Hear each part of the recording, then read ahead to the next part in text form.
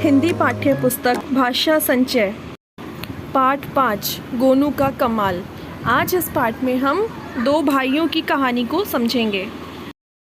यहाँ लिखा है, गोनू और मोनू दो भाई थे। दोनों भाइयों में घर की चीज़ों को लेकर झगड़ा होने लगा। उनका फैसला करने के लिए पंचायत बैठी। पंचों ने फैसला दिया, सारी चीज़ों को बराबर बराबर बांट लिया जाए। यहाँ पर दो भाइयों की कहानी लिखी है जिनका नाम गोनू और मोनू था। वो एक घर में रहते थे, लेकिन फिर भी दोनों हमेशा आपस में झगड़ा करते रहते थे और हमेशा घर की चीज़ों को लेकर आपस में लड़ाई करते थे। तो उनके इस झगड़े को निपटाने के लिए गांव में जो पंचायत होती है वो पंचायत बैठी और उस पंचायत के पांचों पंचों ने एक फ़ैसला दिया कि घर में जितनी भी चीज़ें हैं उन सबका बराबर बराबर हिस्सा होगा।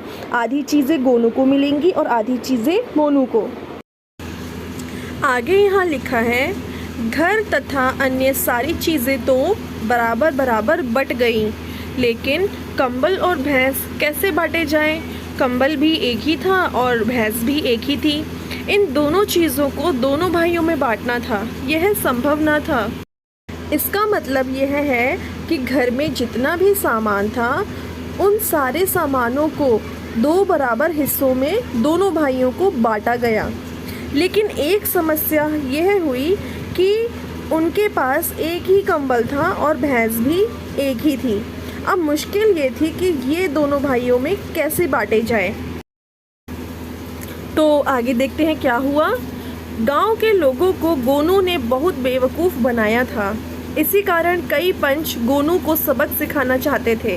गोनू और मोनू के बीच बंटवारे की समस्या को हल करने के लिए पंच फिर जुटे। उन्होंने बड़ा अजीब फैसला सुनाया। गोनू कंबल को दिन में रखेगा और मोनू रात में।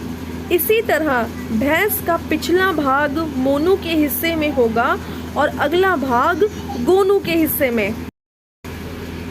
जो गांव के लोग थे उनको गोनू ने बहुत बेवकूफ़ बनाया था। इसका मतलब यह है कि ज़रूर वो अपना फ़ायदा ही हमेशा देखता होगा और सबके साथ अच्छा व्यवहार भी नहीं करता होगा। इसी वजह से जो गांव के पंच थे वो गोनू को सबक सिखाना चाहते थे। गोनू और मोनू के बीच बंटवारे की जो मुश्किल थी उसको सुलझाने के लिए पंच एक बार से फिर एक जगह पर इकट्ठे हुए और इस बार उन्होंने एक अजीब सा फैसला सुनाया। उन्होंने कहा कि गोनू कंबल को दिन में रखेगा और मोनू रात में, और भैंस का पिछला भाग मोनू के हिस्से में होगा और अगला भाग गोनू के हिस्से में। यह फैसला उन्होंने गोनू को सबक सिखाने के लिए सुनाया था।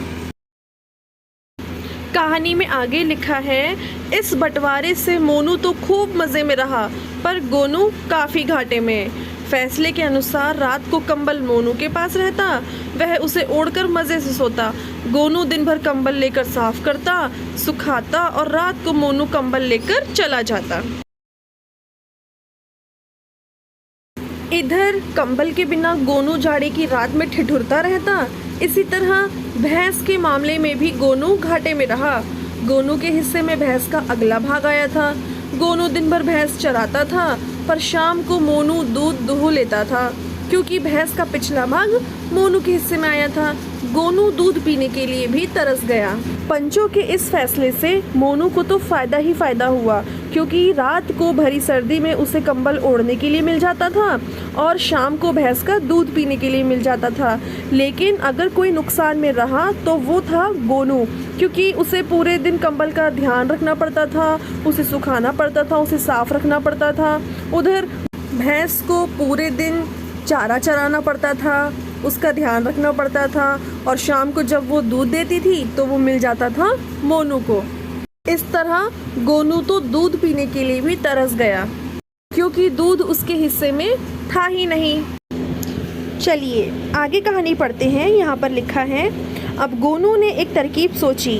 उसके हिस्से में कंबल दिन के लिए आया था तो उसने कंबल को पानी में डुबो कर रख दिया। रात होने पर मोनू कंबल लेने आया। जब उसे गीला कंबल मिला तो वह गुस्से में आ गया उसने गोनू से पूछा, तुमने कंबल पानी में डुबोकर क्यों रख दिया? गोनू ने हंसकर कहा, दिन में कंबल मेरे हिस्से में आया था, अब मैं अपनी चीज़ को पानी में डुबोऊं या आग में जलाऊं, इससे तुम्हें क्या? गोनू को कोई जवाब नहीं सूझा। अब गोनू ने जब इतना सारा नुकसान सह लिया तब उसको एक आइडिया आया। उसने सोचा कि मुझे कुछ करना पड़ेगा।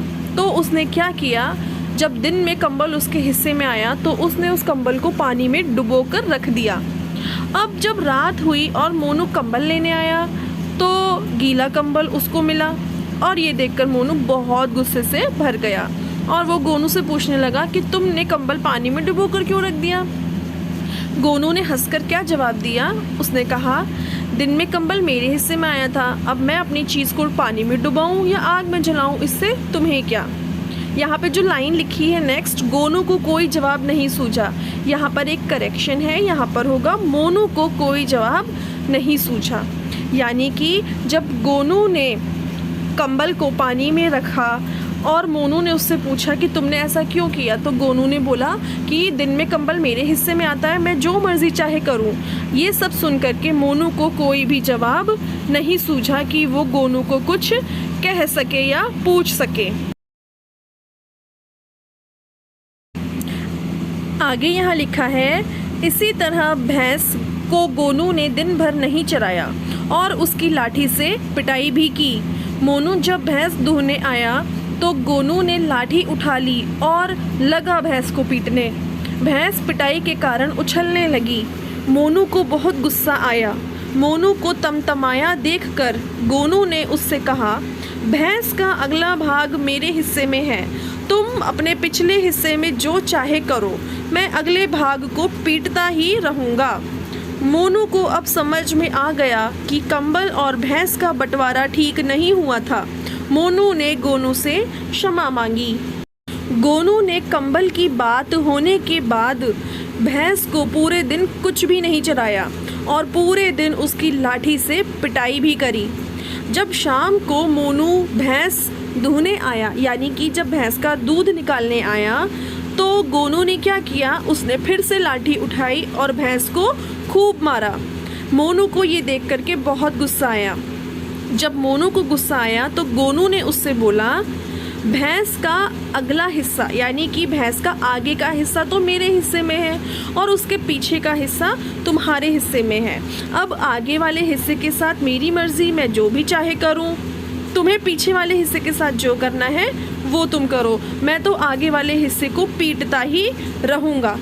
ये सब सुन करके मोनू को एक बात समझ में आ गई, वो ये है कि कंबल और भैंस का जो बंटवारा हुआ है हम दोनों भाइयों के बीच में, वो ठीक नहीं हुआ है।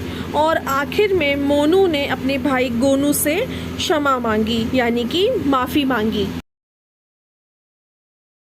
तो प्यारे बच्चों, इस पूरी कहानी को पढ़ने से हमें एक सीख यह मिलती है कि हमें अपने भाई बहनों के साथ हमेशा मिलकर रहना चाहिए, कभी भी हमें बंटवारा नहीं करना चाहिए, हमें एक साथ मिलकर के ही रहना चाहिए। अगर हम अलग अलग रहेंगे तो हमें हमेशा नुकसान होगा, लेकिन अगर हम मिल कर के एक साथ रहेंगे तो हमें हमेशा फ़ायदा होगा और हमारा प्रेम भी एक दूसरे के साथ बढ़ता रहेगा।